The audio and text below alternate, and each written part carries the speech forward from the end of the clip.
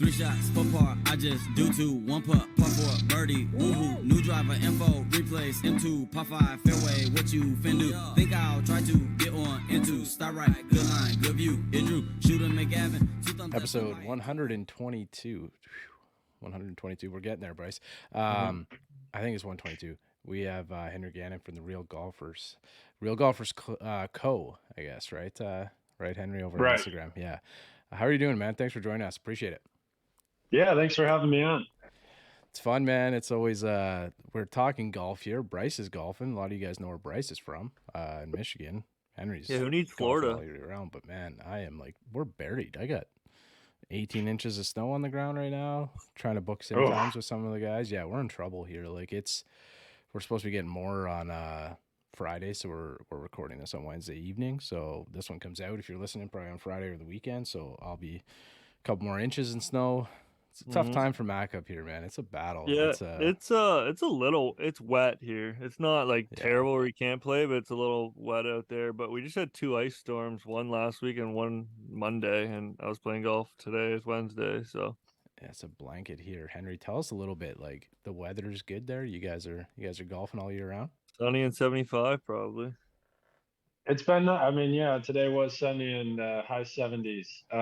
It's been a great February. You never really know what you're going to get here in February and March. Could be, mid 40s, but it could also be 70 and sunny like today. We've been lucky this year.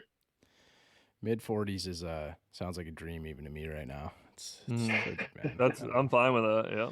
Wasn't for this. Yeah, golf, I know. Yeah, it wasn't for this golf pod. I don't know what I'd do. Like, I had the G-Tech out today. My hands were nice and toasty. It was great. Nice. It's kind of cool. They have like a warmer in the pocket, like a heater in the pocket. It's pretty cool, man. Pretty cool idea. That's a great idea. Yeah. It's pretty cool. Or they have like the muff or the pouch. It's cool stuff. But Henry, maybe you can tell us about yourself. Jumping in a little bit about the brand, just kind of any of the listeners here, kind of checking it out. I just found the Real Golfers not too long ago, so it was my eye was like caught immediately by like one of the sweaters. That's why I reached out to you and chatted. So hopefully we can learn a little bit more throughout the pod. Yeah, for sure. Love to hear that. So I'm Henry McGannon, grew up in Michigan, so I feel your pain. I remember watching those guys in Hawaii every January and just looking out the window and be like, maybe one day.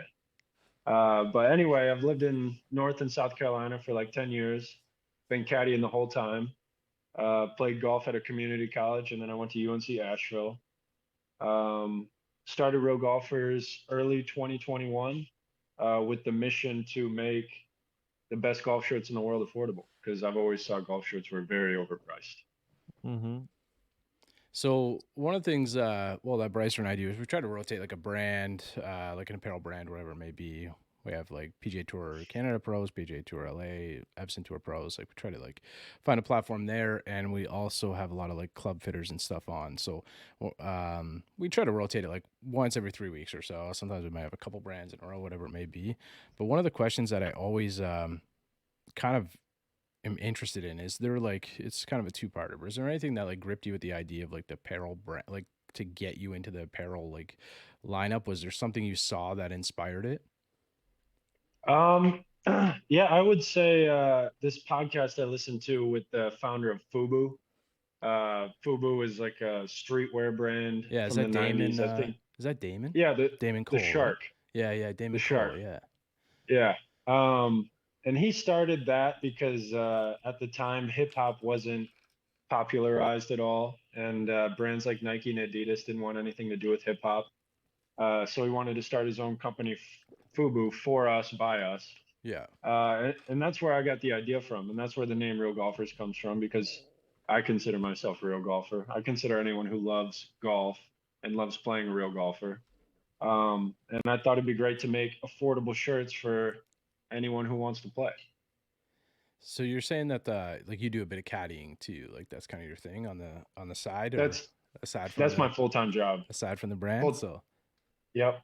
Are you able to tell us at what course or what area you're doing it at? Oh yeah, for sure. I started at Pinehurst. I was there from 2013 to 15. And then I worked at a couple private courses for a while, and now I'm at the Ocean course on Kiowa Island.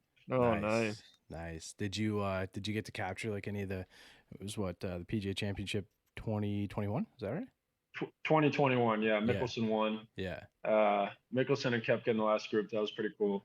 Yeah, man, Uh, that whole like that final 18th hole when he's walking up and like everybody yeah, just kind of pushed him behind him, and then Brooks is like trapped back there. That was Yeah. that's one of yeah, the most like iconic scenes in like the, I don't know, man, modern golf really, like in the last like little while. That yeah. view is Recent major crazy. championship Yeah. history. Yeah. Totally agree. Did you get to play it from 7,800 or whatever it was, or no? Yeah, I mean, I definitely have. So I've played the Ocean Course a lot. There, we have pretty good playing privileges. If it's not windy and I'm feeling good, I'll play 78.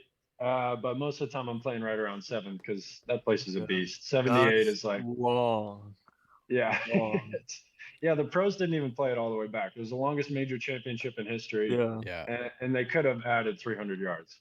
That's That's wild, man. crazy. Buddy of ours, Andrew Trotman, who's been on the pod a couple times, was telling me a bit about it when he was down there. I'm pretty sure it was down there at the Ocean Course. They played an event, and he like he went 68, 84 or something like that. And he just said it was just a change in the wind by day to day, and then like the course just like Yeah, it was okay the one day, and then it just beat them up, like just beat the pants off them the next day, which would be I could see it, man. It was like tough. It was like from what we could see, it looked pretty nasty there. It didn't look all that much fun at times, but and then stretching out that much, if you're hitting into some of those winds, like wasn't one of the par fives 700 yards or something?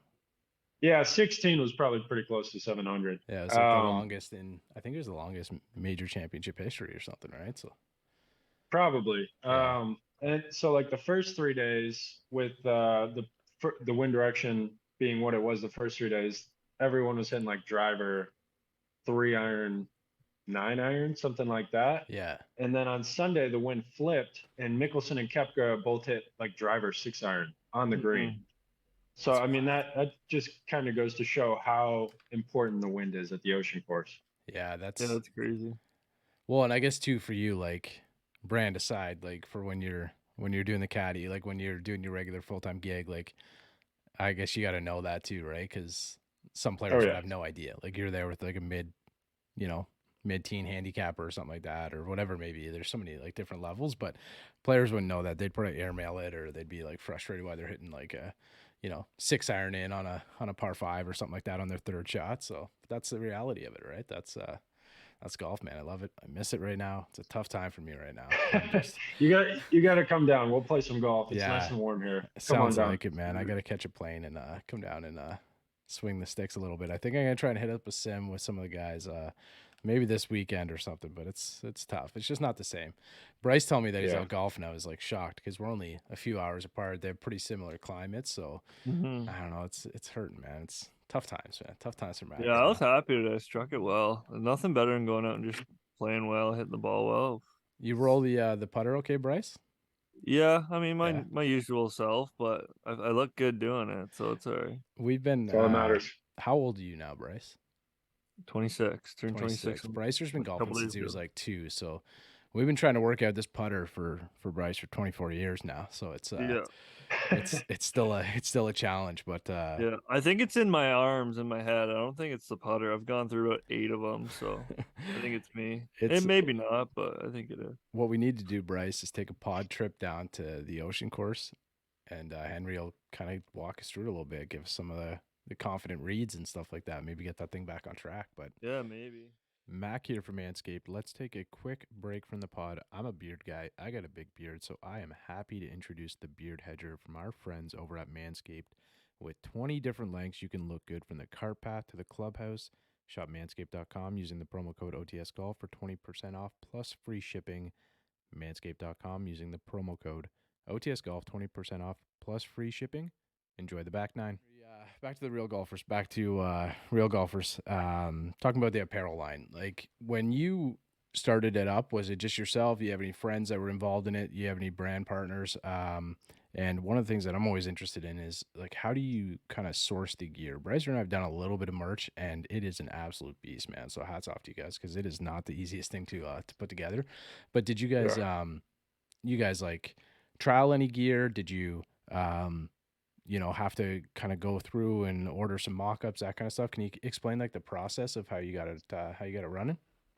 Yeah, it's definitely been a process. So it all started with Alibaba. I'm sure you guys have heard of that. Yeah. Just reaching out to different manufacturers here and there.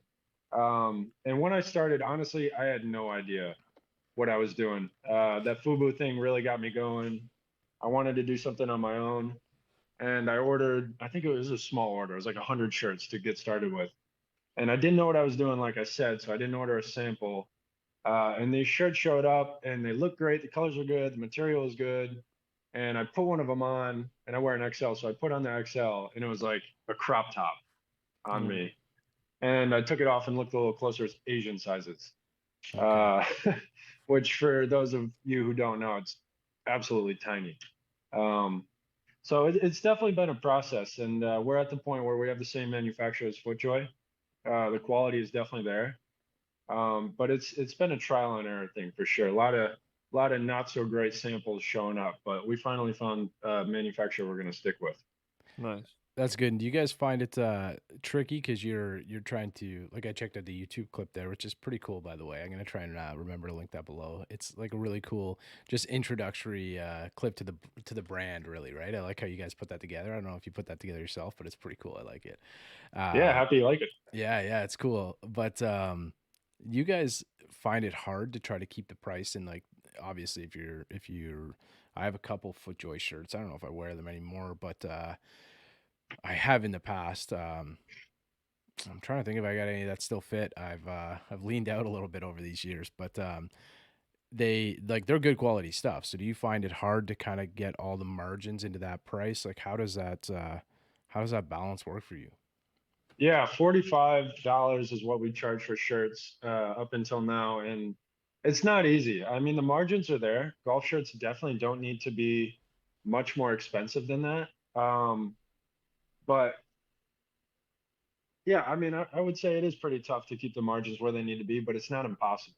Like the whole point of starting this brand was to make them more affordable. So we've definitely found a way to keep it at 45. Um, and yeah, it's not easy, but it's definitely possible and viable to have them at 45. Now, do you find like as you grow and the customer base grows, that obviously helps with like product margins? I've worked in a couple different ventures in my past. Like, I know, like, I used to own a supplement company, and like the margins were insane. Like, if you were able to order, like, 1,000x of this, like like it would cost this much, and then you could sell it for this much, make this much. So I'm sure it's similar to that price, but like as you guys kind of grow the brand, build it up, it would make things a lot easier, I'm sure. But you know, right now is it kind of just like you're doing it, just it's a passion project, part of the game, like part of how much you love the game? Obviously, you said you've been caddying over 10 years now, right? Yeah, caddying for 10 years, playing competitive golf the whole time. Um, and it started out as a passion project, and we're getting some traction now, and I'm working towards doing it full time. Like, I Yeah. love caddying. When I stop caddying, I'll miss it every single day. It's the greatest job in the world. But I am working towards doing real golfers full time. I do, sorry, Brycer, I do have a Very good. little caddy experience. I've talked to it on the pod before. No, here we go. I don't what, man, what? I don't have the bib behind me, but I've carried the bag a couple times on PGA Tour Canada. You did. Oh, nice. Yeah, we've been there on the weekend. We've done okay, so it's been cool. I didn't provide any knowledge, nothing like that. I was just simply there, just a good looking bearded man on the bag. That was it. But it's fun, man. We had a great time, and yeah, I definitely do really well holding the rangefinder and cleaning the ball and that kind of stuff. But Handing clubs. Yeah. yeah, that's about it. I'm getting a touch this year. Vim's gonna play the Monday qualifier for the Rocket Mortgage in Detroit, so he's gonna come stay at my place, and we're gonna do the Monday, and then hopefully squeeze in, but we'll see. Nice. Got to go low on Monday.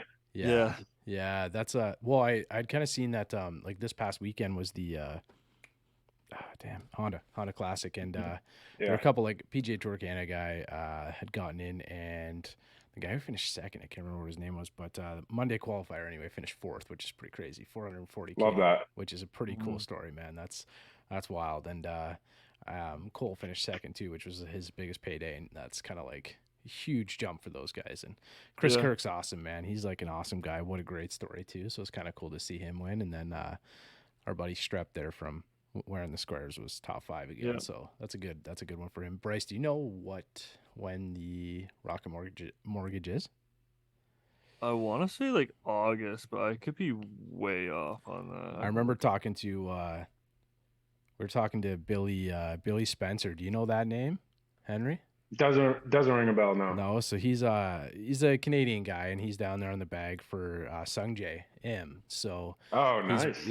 He's been on the pod in the past, and we were talking to him about the Rocket and trying to get up there to see him. And I think Sungjae was trying to play it. That was last year, but it's kind of cool, man. He was able to give us a really cool. We didn't have him for too long. We had him for maybe 20 minutes, half an hour, but it was kind of cool to get the insights of like, especially his dynamic of working with like an Asian player, and he's worked with, I think he had said 9 PGA Tour pros, so he'd been out there for a while. He knows what he's doing. Yeah. So but they do it in meters versus yards, which was kind of a cool thing. Oh, got it. And like just the way that they communicate and stuff was pretty neat. But it's June 29th and 30th, and then July 1 too. So I might have to get down there. And check it out. Do you know the course? Is it in that area? It's Detroit Golf Club. It's like 40 minutes from my place. Are they playing the Monday there?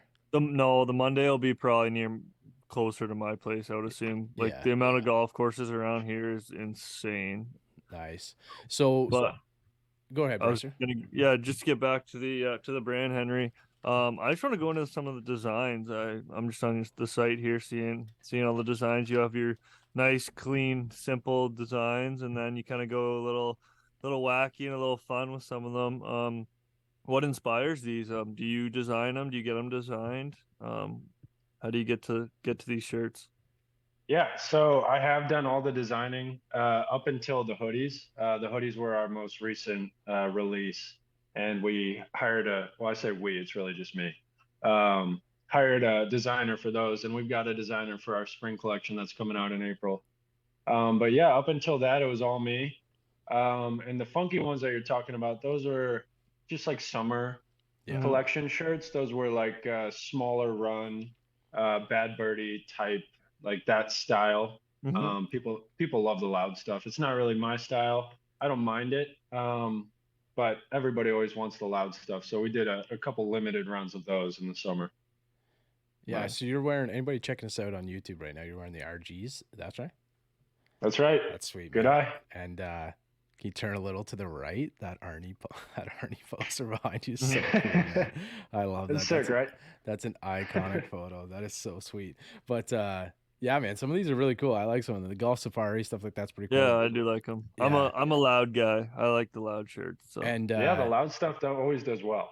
I haven't like seen these in hand, but some of them like the golfer gray, blue, gray, purple. Like these ones are like what kind of material are those? So those are a polyester spandex blend. Those are 5% spandex, 95% polyester. Those were the first ones we ever did. You can probably tell because the pictures aren't really that great. I was literally taking those with my iPhone 6. But we've moved to 90% polyester, 10% spandex. So it's a little stretchier than those ones that you're talking about. But people do like the solid colors. I get a lot of requests for solids for sure.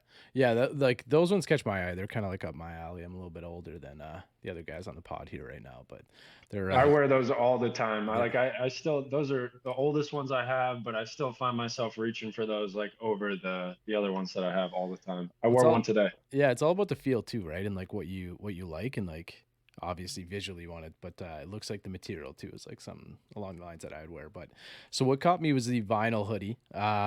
It's got kind of like you said that you had a designer come in for those. So were you working with them? Like were you trying to like create a specific type of like, you know, like not logo, but were you trying to like create a different vibe with those? Like was there a certain like look that you were going for? Like I catch the vinyl one. It looks like a vinyl record kind of thing, right? It's like that's exactly what we were going for. Yeah, so. Love to hear you say that. Yeah. So the designer, she's actually in Grand Rapids.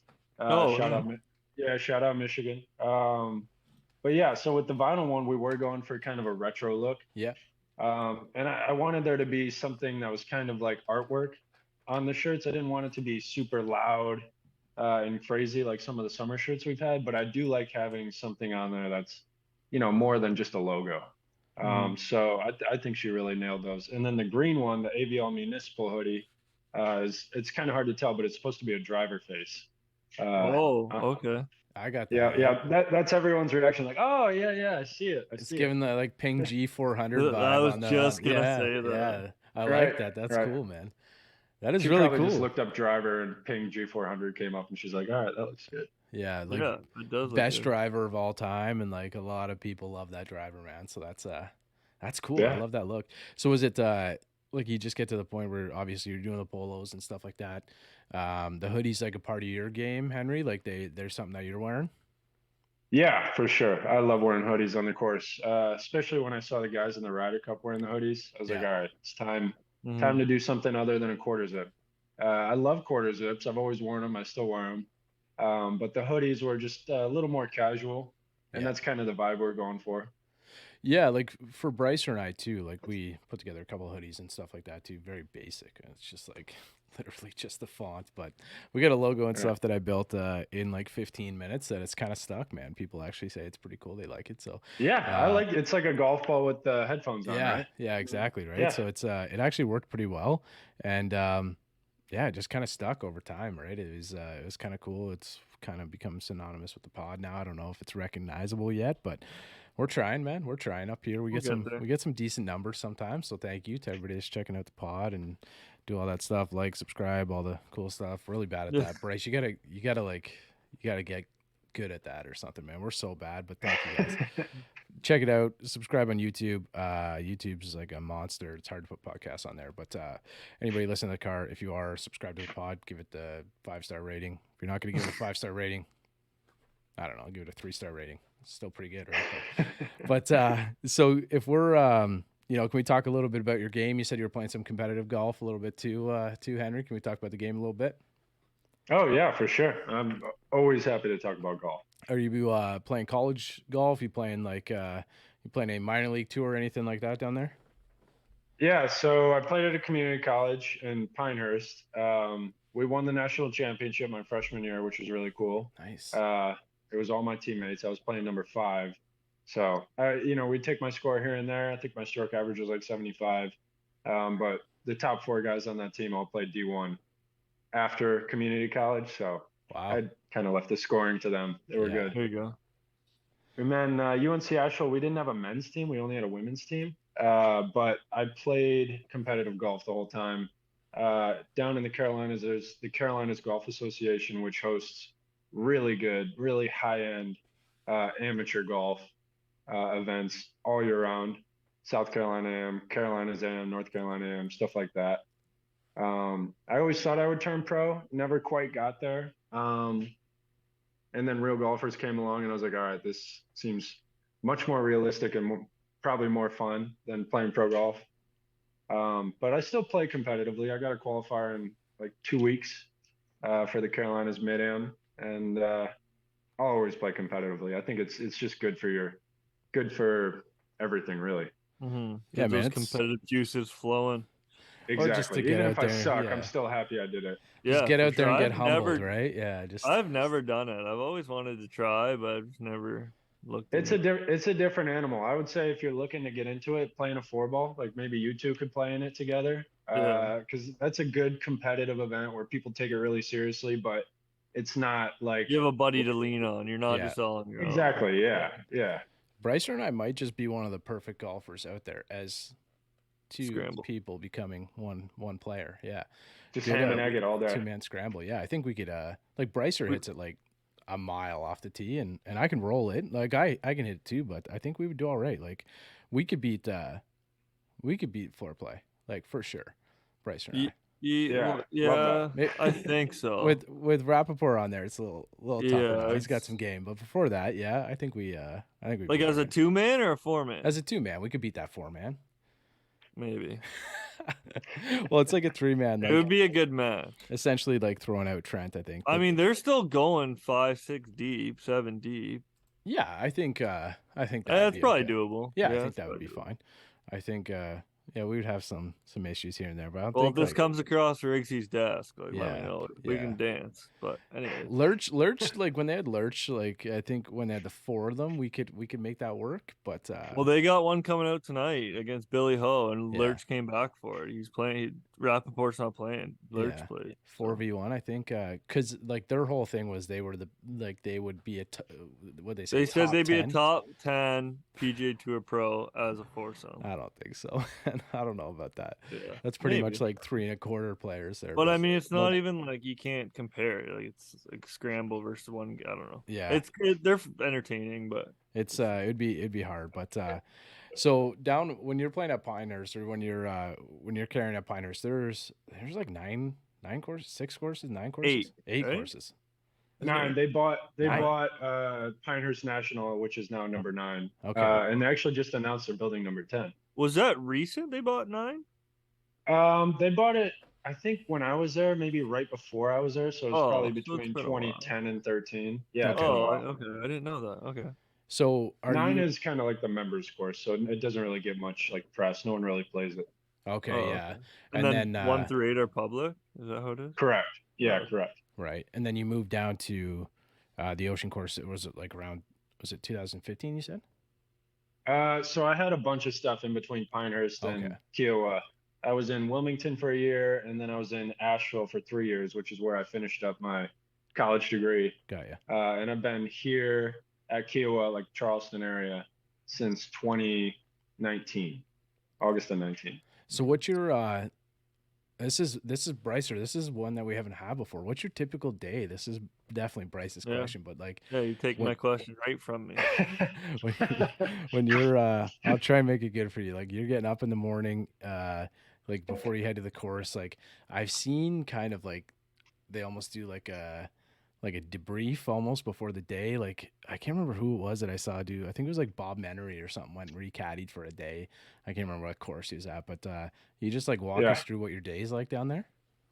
Yeah, so Pinehurst and Kiowa are different. Kiowa is definitely a little more organized. Yeah. So we'll have a report time, and that could be anything from 6:30 to like noon. We'll show up. We'll do some busy work for an hour, which is usually driving the shuttle from the driving range to 1 because the first tee is like a 1/4 mile away. Could be sitting at the bag drop, just some sort of busy work, golf course related stuff. Then we'll meet our players about an hour before the tee time, kind of get to know them, ask them where they're from, let them get warmed up, and then we go play. And typical round at the Ocean course is about 5 hours. And the thing that was different at Pinehurst was it was more of a traditional caddy shack where you just show up at 7 a.m. and kind of sit around until they call your name, which can be some long days. You might sit around for like 3-4 hours at a place like that. Yeah. Yeah, I don't know. It'd be pretty cool walking around some of those spots. So, man, there's a lot of history, even at both of those courses, right? But yeah, it would be, I think it'd be fun to kind of interact and like meet all the different players. You have like a preference? You like getting an absolute stick that you're caddying for, and like he knows what he's doing, or you like to get out there with like the 30 handicaps and just have a good time? Yeah, everybody, all the caddies that we have at the Ocean course are different. Some guys prefer some guys who are just going to get hammered by the 3rd hole because that's an easy day, no pressure. Yeah. I prefer caddying for good players for 2 reasons. One, it's usually less walking because they actually hit it straight. True. And then 2 is it's just more fun when you have somebody who can actually do what you're telling them to. Like, hey, put it to this spot or left center off the tee, and they actually do it, and you're like, wow, I'm really helping this guy. Like, this is fun. Yeah. it's got to be a bit rewarding, eh? When you tell a guy to hit it in that spot, and he looks at you, kind of like, "Are you sure?" And you're just like, "Just hit it there," and he hits it there and walks up there, and he's just like, gives you that look, and it's like, "All right." For sure. You get the little point, like, hey, good read. That's always makes it worth it. Yeah, I bet. Just to go back into the brand a little, any idea where you want to head? Maybe future products you kind of maybe thought about. I know hats are big in the golf game because almost everyone wears a hat. But just any other designs maybe just where you want to go with it? Yeah, the ultimate goal is just to be known as the best golf shirt in the world. It could be cotton, it could be polyester spandex, whatever blend it is. It'd be nice to be known as the best golf shirt in the world that everybody wants to wear. And as far as big dreams go, I'd love to design a golf bag. As somebody who's been carrying bags for 10 years, I feel like I've learned a lot about what's good and what's not good with a golf bag. So golf bag would be really cool. When you say design a bag, staff bag or the stand bag? Stand bag for sure. Like the best carry bag. Good for caddies, good for golfers, durable, comfortable. It's all about the strap. The strap is the most important thing. What's your favorite bag on the market right now? I think I could guess, but I don't want to be way out of the question. No, take a guess. I'm curious to what I was going to say an SL2 from Stitch, but... Yeah, no, we love carrying Stitch bags. They're great bags for caddies because we can carry them on our left shoulder. We always carry 2 bags.